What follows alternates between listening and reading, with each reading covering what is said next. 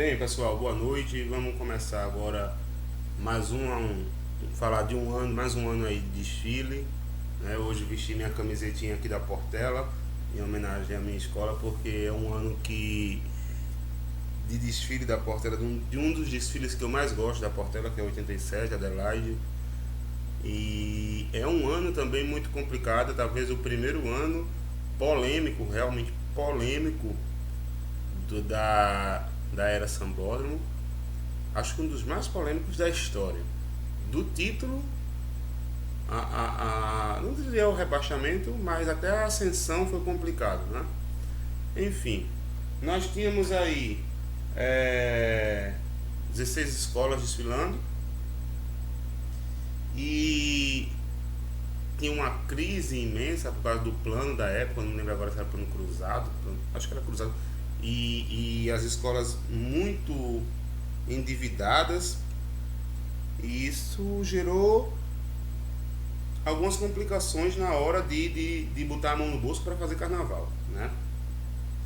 Então, quem tinha sua poupancinha ali, meteu a mão para fazer alguma coisa, e isso talvez tenha nivelado o carnaval por cima, porque eu acho que é um ano em que pelo menos 6 escolas, brincando, poderiam ter sido campeãs. E curiosamente, a que foi campeã, eu não vou dizer que injustamente e tal, mas eu acho que era a que menos merecia, né? Que me desculpe os mangueirenses, que me desculpe o Carlos Drummond, mas não era um ano de Mangueira, não era um ano para o título da Mangueira, mas no frigir dos ovos deu Mangueira por um pontinho diferente, sabe, né? Vamos começar do começo, né? Primeiro dia, a gente começa aí, abre o desfile com a Jacarezinha e com o Império da Tijuca já muito fraquinhos, né? Dois desfiles muito problemáticos, muito xoxos. Sapucaí fria, desfile frios, não muito interessantes, já entrando aí como fortíssimas candidatas ao rebaixamento, né? Então aí já se criava uma expectativa ruim para essas duas escolas. Curiosamente, logo em sequência, e graças a Deus para quebrar, né, essa sequência de desfiles ruins, entra a Estácio.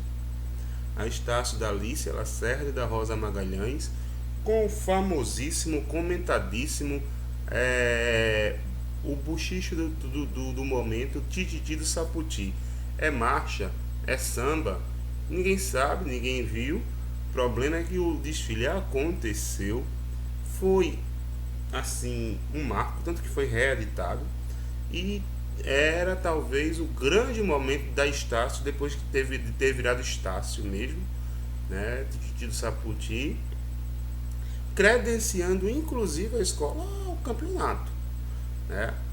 Até então era a favorita absoluta, que as duas que passaram não contavam, né? E fortíssima candidata a brigar com as outras que ainda vinham. Até hoje eu me pergunto se a Estácio tem desfilado no segundo dia, será que não teria dado Estácio? Né? Muito difícil, porque foi um achado, um tema leve, interessante, um tema mesmo, não é um enredo, que a Estácio deu um banho com a Rosinha e com a Alicia Lacerda. Em sequência veio a Caprichosos, né? E irreverente, tudo mais, mas não conseguiu apagar o brilho da Estácio, não conseguiu tirar o esplendor que a Estácio mostrou, e passou justa, corretinha e só. E por que não, né? Era a pergunta do enredo do Salgueiro, um mundo melhor. O Salgueiro veio muito bem. O Salgueiro veio muito bem. O Salgueiro fez um belíssimo desfile, como há muito tempo não se via, solto, né? Com a estreia do Richa puxando o samba, e assim na Sapucaí pela primeira vez o Salgueiro ali soltinho, leve, embalado, feliz e superando as expectativas da Estácio, né? O Salgueiro então agora já era a grande bola da vez. Talvez o título poderia ir para o Salgueiro. Mas ainda faltavam 3 escolas da noite: a campeã, a vice e a imperatriz, né? A Beija-Flor vinha de 2 vices, tinha Joãozinho, né? E estava falando sobre teatro. O desfile da Beija-Flor foi lindíssimo, né? Em termos de plástica, mais uma vez, a Beija-Flor encantou na Sapucaí. Foi maravilhoso, foi lindo. Talvez um pouco pesado, um pouco carregado dessa vez, né? E até me pergunto como era que a Beija-Flor conseguiu gastar tanto naquele desfile num momento de crise. Mas, sem dúvida, o desfile mais lindo, plasticamente, visualmente falando, era o da Beija-Flor. A Imperatriz vem falar de Dalva de Oliveira, né? Consegui trazer de volta o Arlindo Rodrigues para a escola, mas não acertou a mão. A Imperatriz estava num momento de queda mesmo, né? Porque ela foi mal em 85, ela foi muito mal em 86 e ela foi mal de novo no aspecto, digamos, conjunto, elementos alegóricos em 87, né? E isso não termina aí porque em 88 ainda tem muita coisa ruim para se falar da Imperatriz, mas vamos deixar para 88, né? O fato é que a Imperatriz mais uma vez não aconteceu em 87. E teoricamente nem a Mangueira também, porque sinceramente falar do maior poeta do Brasil contemporâneo, que é o Drummond, com aquele samba de rimas super apelativas da Mangueira, desculpe, né? A escola fechou, o samba cresceu, tá? Mas nem de longe era um samba merecedor de aplauso, enfim. O samba cresceu, a escola passou com os problemas estéticos de sempre, né? E fez um desfile comum. Fez um desfile comum dentro das suas possibilidades e ponto final. Ninguém, quem assiste os desfiles de 87 sem saber, assim, vamos dizer, sem tentar imaginar o resultado, jamais vai colocar a Mangueira como candidata a título até o dia de abrir os envelopes, né? E que me desculpe aí os mangueirenses, mas foi a primeira grande treta do carnaval, foi aquela situação.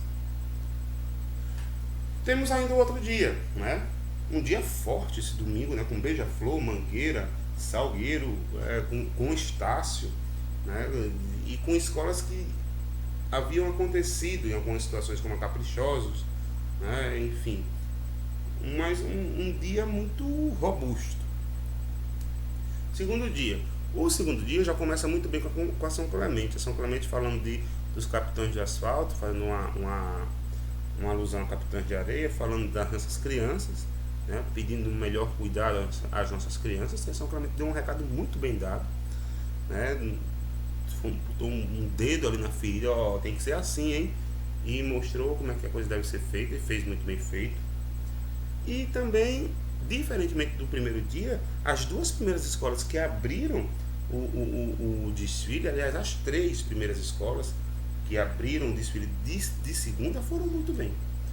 Pequenas, as escolas pequenas, escolas que a gente não imaginava naquela época, e hoje também não imagina, brigando por título, São Clemente, Unidos da Ponte e Cabo Sul, mas que fizeram desfiles interessantes. A Ponte homenageou antigos sambistas com um enredo sobre saudade, muito bom.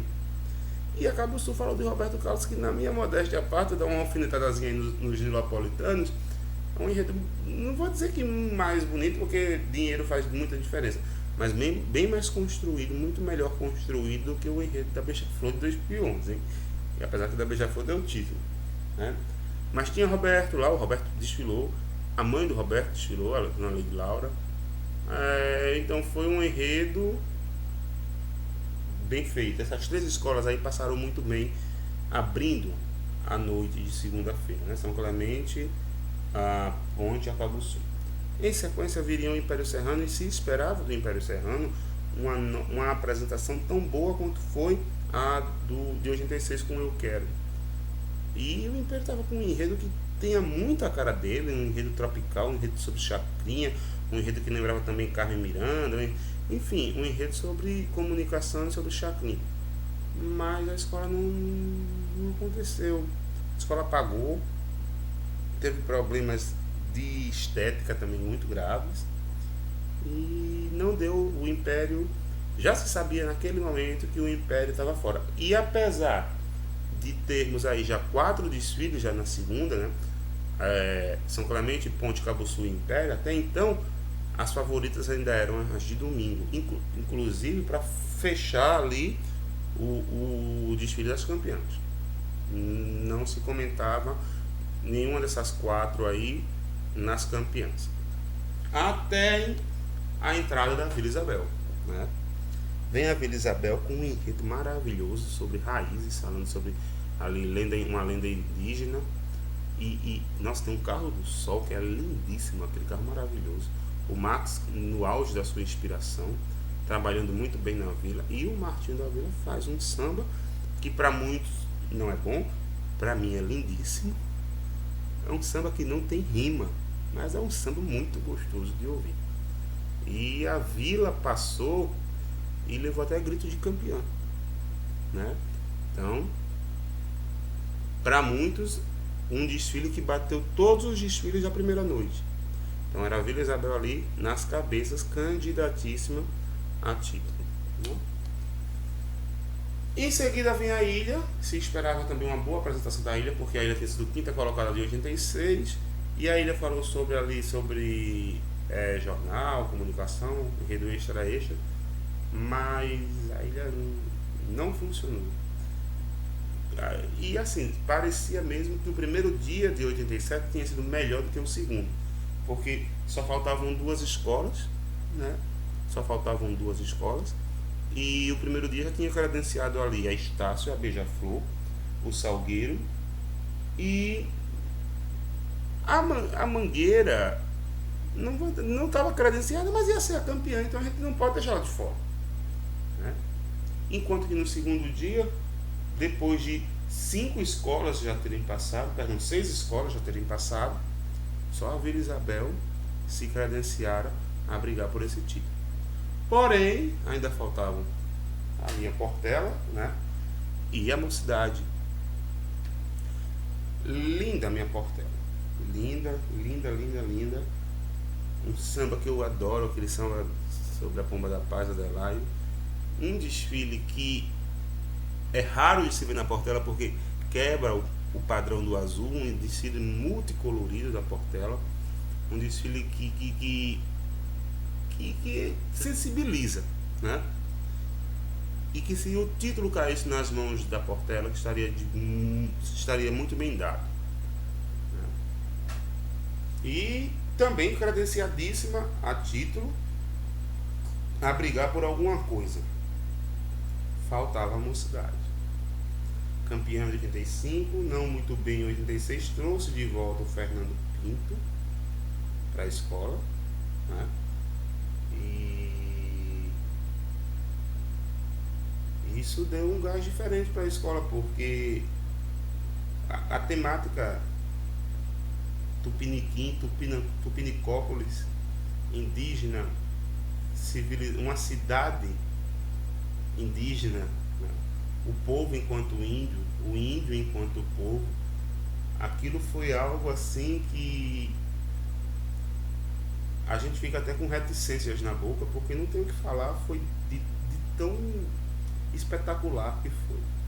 Sem sombra de dúvidas, a última escola das 16 a desfilar em 87, a Mocidade, era credencialíssima a ser a primeira e novamente a última no sábado das campeãs, fechando o desfile como campeã, né? Mas os deuses do samba, né? Ou os deuses do samba assim não quiseram. Apuração, para começar, já tinha um problema ali que não ia ter critério de desempate. Ou seja, poderíamos ter 5 campeões. E por que não? Como era o enredo do Salgueiro, né? Por que não? Mocidade, Portela, Salgueiro, Estácio, Beija-Flor, todo mundo campeão. E por que não? Né?